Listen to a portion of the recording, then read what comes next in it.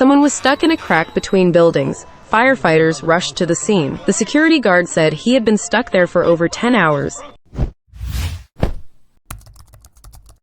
It turned out that last night, while the security guard was on duty, he saw several people vandalizing the area. The guard immediately moved to stop them, but the young men were agile and quickly jumped to the adjacent building to escape. Seeing the distance, the guard thought he could make it too. Come back!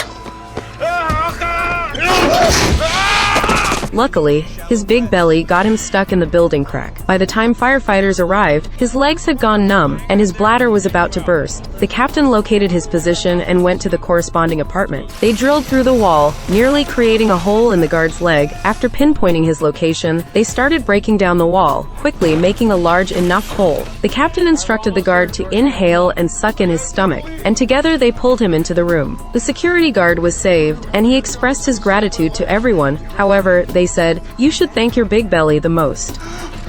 Who knew having a gut was gonna save? The girl had just turned off the lights to go to sleep. The camera emitted a strange sound. Katie, wake up, it's time to play. A mysterious man always chatted with her through the camera whenever she was alone. At first, the girl resisted, but he kept sending gifts. Gradually, the girl let down her guard and affectionately called him Mr. Whisper. One day, he sent the girl matches and lighter fluid, instructing her to follow his directions. As a result, a fire broke out in the girl's home. Firefighters quickly arrived. They found the girl's unconscious parents on the second-floor floorboards. The girl's father kept calling out her name when he woke up. The firefighters realized the girl was still in the house. They ventured back into the blaze. However, they couldn't find her in her bedroom. As the fire rapidly spread, the house couldn't hold on much longer. For the safety of the team, the captain had to order them to evacuate. A night passed. The team members were still immersed in grief over not being able to save the girl. However, the captain delivered some good news. The girl was not found in the house, indicating that she might have escaped. The captain delivered some good news. There was no sign of the girl in the house after the fire, indicating she might have escaped. Everyone breathed a sigh of relief. Police reviewed nearby surveillance footage and saw the girl running out of the house after the fire. This led them to suspect the girl might be the arsonist. Moreover, from the state of her escape, it seemed like someone was waiting for her. Police also discovered that someone had been chatting with the girl through the camera. The girl's mother suddenly remembered her daughter mentioning a Mr. Whisper, whom she thought was just a figment of the girl's imagination and didn't pay much attention to. It seemed that someone had hacked into the camera, and the voice had been disguised, making it difficult to identify the culprit. To uncover the truth, officers tirelessly reviewed the footage and eventually discovered that the girl's former nanny had some suspicious behavior. They also found the nanny's car leaving the girl's neighborhood shortly after the fire. Police immediately went to the nanny's house, but she was nowhere to be found. They only found the girl's stuffed toy on the couch. The police issued a warrant for the girl's nanny. At that moment, the nanny was driving with the girl to buy ice cream, repeatedly saying she would be the girl's mother from now on. The next moment, she received a text message informing her that she was wanted. Feeling alarmed, she abandoned the ice cream and hastily drove away. Meanwhile, the fire captain, who was on a blind date, also received the wanted message. He spotted the nanny's car and immediately commandeered his date's sports car to chase after her. A successful drift maneuver enabled him to intercept the nanny's car. The nanny pulled out a knife in an attempt to threaten, but she was no match for the fire captain, who quickly subdued her.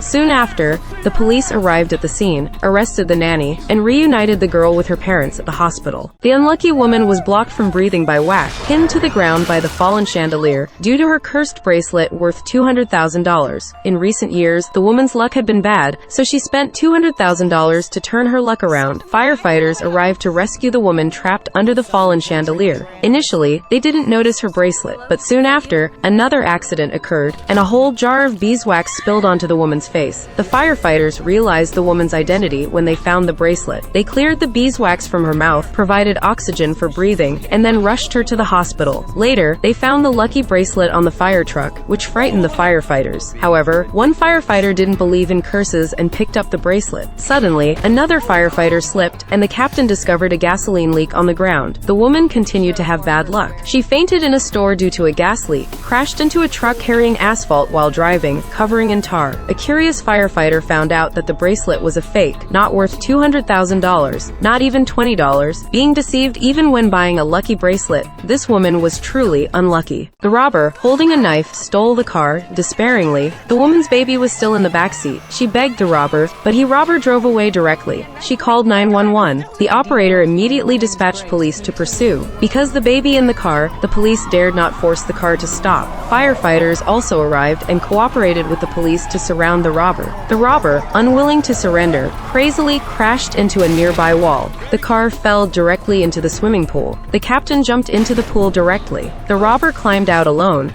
completely ignoring the baby in the car. He tried to climb over the wall, but immediately caught by the police. The captain exerted all his strength to open the car door and used a pocket knife to cut the seatbelt. The baby was rescued but was not breathing. The team medic immediately started CPR. Everyone prayed for a miracle. Okay, Piper, sweetheart, listen to me. Come on. Your mama wants to see you. That's it. That's it. Thank you. Thank all of you. Members of the Animal Protection Organization locked themselves onto the duck slaughterhouse assembly line in a protest against duck slaughter. The owner of the duck farm angrily accused them of illegal trespassing. Activists denounced the owner as a heartless executioner, stating that as long as they were there, no ducks would be harmed. Someone poured oil into the electrical box, causing a short circuit. The machinery accidentally started. The activists locked onto the assembly line instantly turned into ducks awaiting slaughter. The owner quickly called 911. Captain asked if the owner could shut off the power. However, the owner said that cutting off the power would cause 1,400 ducks to spoil. When asked about the keys to the locks, I swallowed it. You swallowed it? We didn't say anything about swallowing the keys.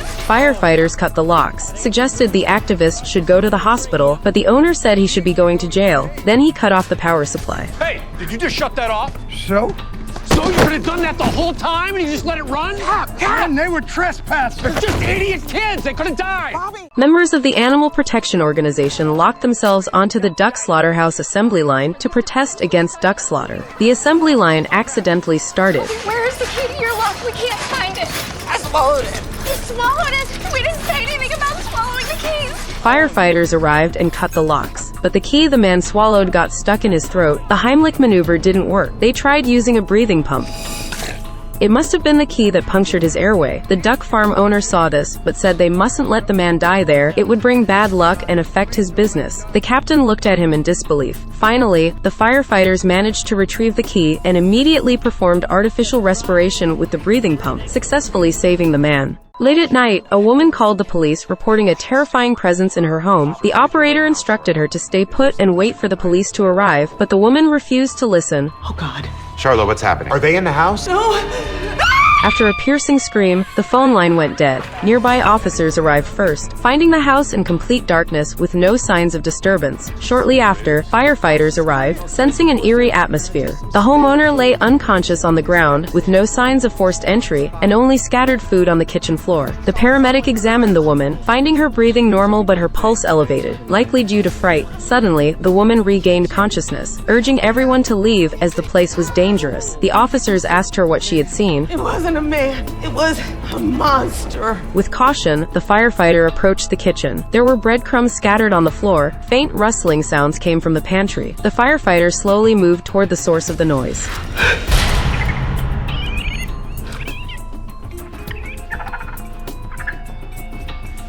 Mrs. Buckley, I've apprehended the suspect.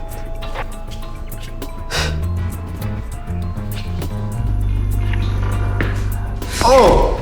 Careful, Buckley. You could break a hip.